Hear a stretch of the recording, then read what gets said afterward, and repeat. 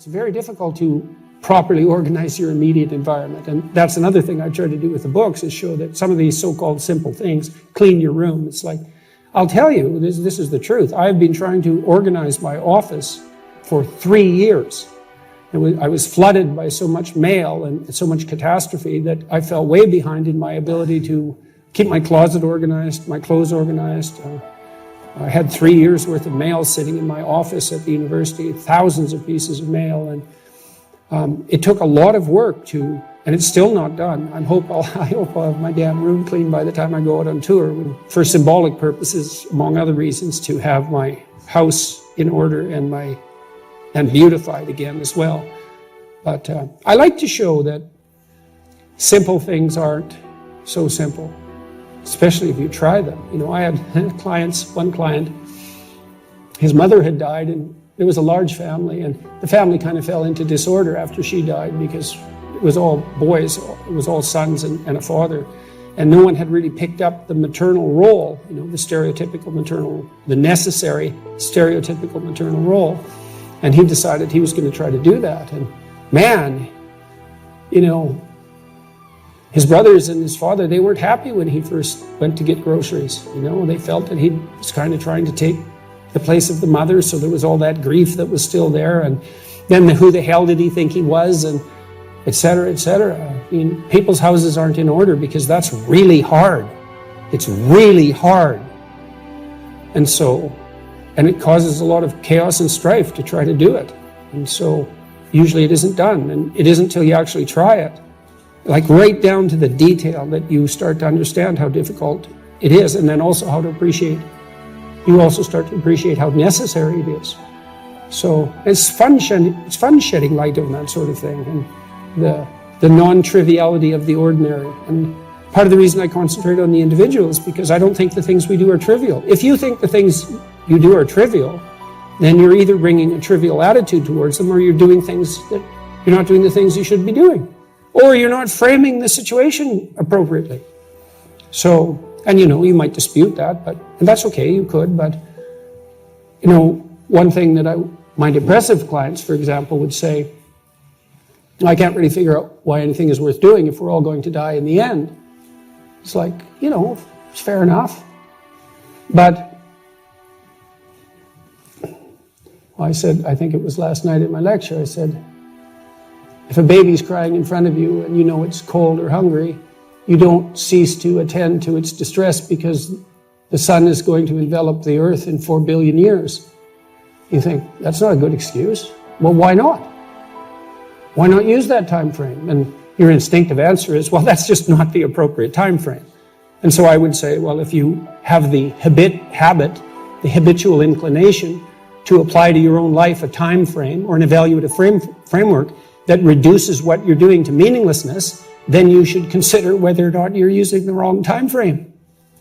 Right? If it all of a sudden becomes meaningless, pointless, you're suffering in the work you have to do, well, find a time frame that is appropriate, you know, sufficient unto the day, let's say.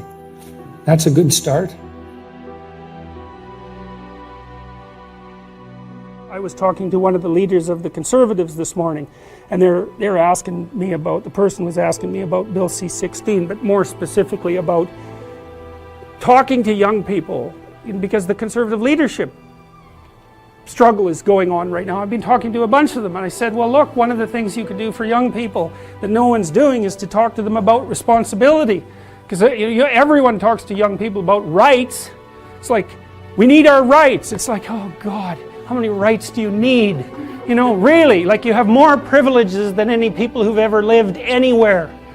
Well, it's so dull to hear that. It's so dull. It's so pathetic and what would you call it? It's so demeaning that you have to be protected and have your rights. It's like I said, there's a huge marketplace for responsibility. That's what you want to talk to young people about. It's like, get your act together and do something worthwhile with your life. For the first time in my entire adult life, the Conservatives actually have something to sell young people, right? They could sell them responsibility. It's like, well, why? Because that's where life has meaning with responsibility. The more responsibility you take on, the more meaning your life has. And the higher degree of responsibility that you agree voluntarily to try to bear, the richer your life will be. And no one's ever told that, and it's the case. It's like you have 4 kids, say. Well, that's plenty of responsibility. You're going to have meaning. It's going to be rough, because it's complicated. You have a complicated job, and you try to help the careers of the people around you. You try to solve tough problems and aid suffering and do all of that. It's like, it's weight, it's responsibility, but there's glory in it. There's real glory in it. There's deep meaning in it. And young people are starving for that because no one ever tells them that. It's like, you're way more than you think, man. Stand up, do something difficult. Do something difficult and heroic, right? Burst out of your bonds. It's like, that's a good message. It's a necessary message, because we have to be more than we are, because if we aren't, we're not going to survive. Generally, if I engage in conflict, the reason I engage in it is because I think the alternative is worse. And so, if you're trying to settle things with a family member, there's often a terrible minefield that you have to wander through to reach anything approximating a lasting peace. And avoiding it doesn't make it better, and it's terrible to confront it, and it can be virtually beyond your capacity to tolerate to do it, and so people avoid it very frequently, but that doesn't make peace.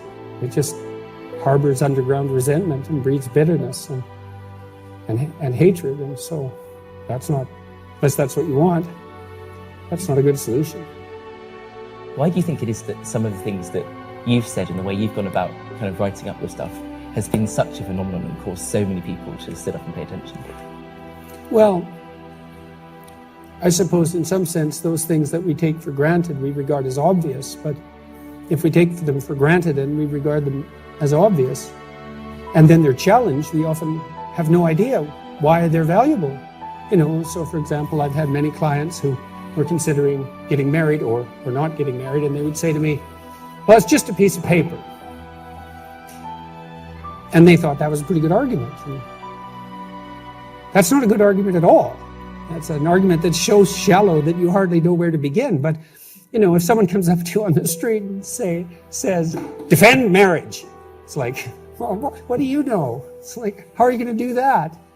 It's so obvious that it's defensible that you don't have the arguments at hand. I mean, you're not a legal philosopher. And so people who do that, they think they're intelligent because they can put you on the spot. And merely the mere fact that you can't articulate a claim you share with almost everyone in some traditional sense doesn't mean either that you're stupid or that the principle itself is invalid. It just means that we tend not to discuss all those things we agree upon. It doesn't mean they're without merit.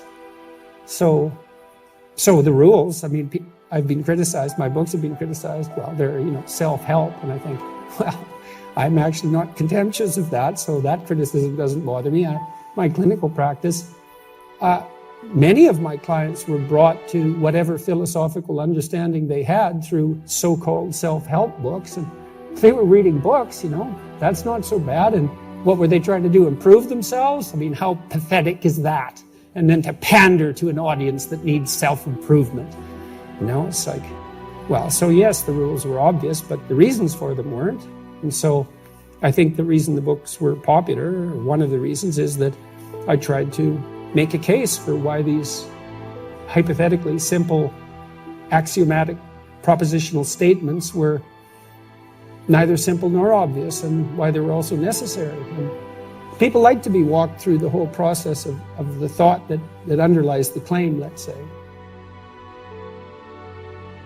Thank you all for coming. Much appreciated. I've been unbelievably warmly welcomed here, which is pretty good for a magical super Nazi. So.